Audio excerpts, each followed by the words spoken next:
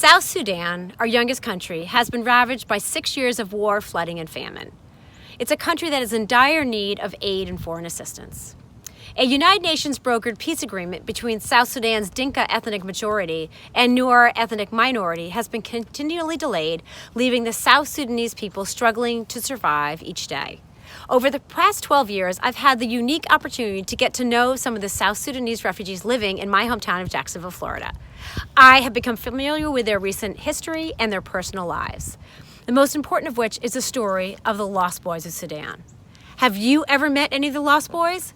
I have, and after listening to their harrowing experiences, I knew that I would need to spend a significant portion of my life helping the South Sudanese boys. I became a board member of an organization called Bridges to Sudan, which was established to help the Sudanese settle in Jacksonville, Florida.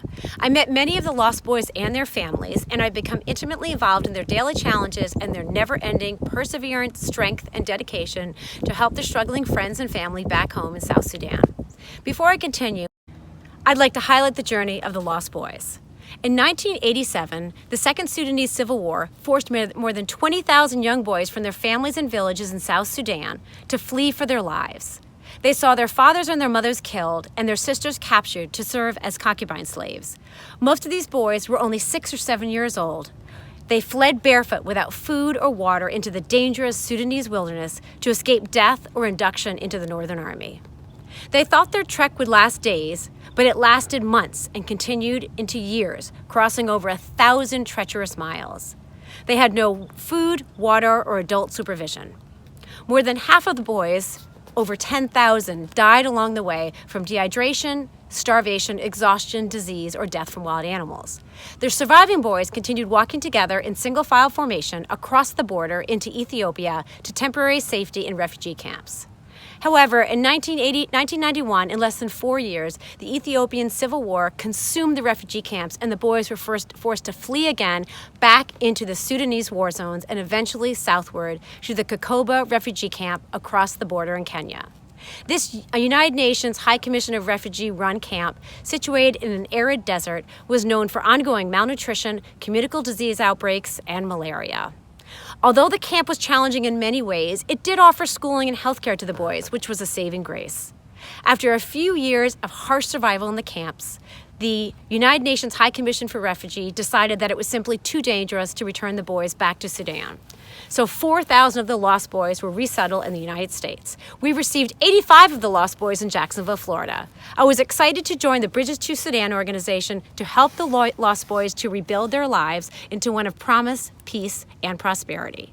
On July 9, 2011, I joined the boys to celebrate when they learned that South Sudan would finally gain independence from the North. We had so much hope that now our friends could return home to join their families to rebuild their country into the land that they had dreamed of. But we were all wrong. Since December 2013, an ongoing war has devastated the country. This conflict has ignited a humanitarian crisis where more than 6.35 million people have no access to healthy food. Over 1 million children are suffering from acute malnutrition, and 10,000 people are living in famine-like conditions. Within South Sudan, almost 2 million people have been forcibly displaced, and an estimated 2.3 million South Sudanese refugees have fled to Ethiopia, Sudan, and Uganda. Many fear imminent attack or struggle with food insecurity.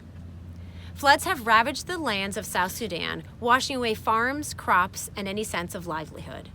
Many villagers have become inaccessible during the rainy season, which has closed airfields and destroyed roads, limiting delivery of humanitarian aid to the isolated areas that need it most.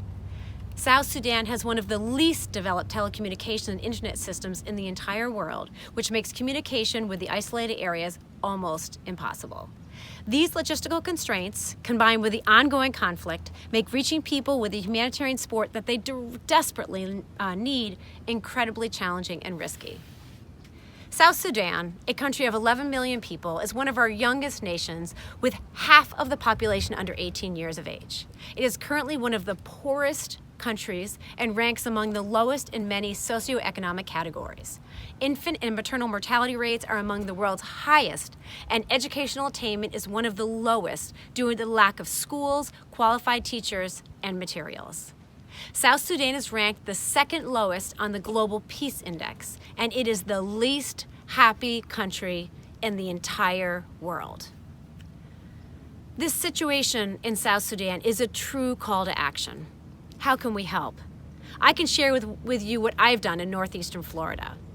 I've helped my oldest son to establish an organization, a nonprofit organization called Jack's Thrive, Teens Helping Refugees via Engagement, which is a youth-led nonprofit organization with a mission to educate and inspire refugee children.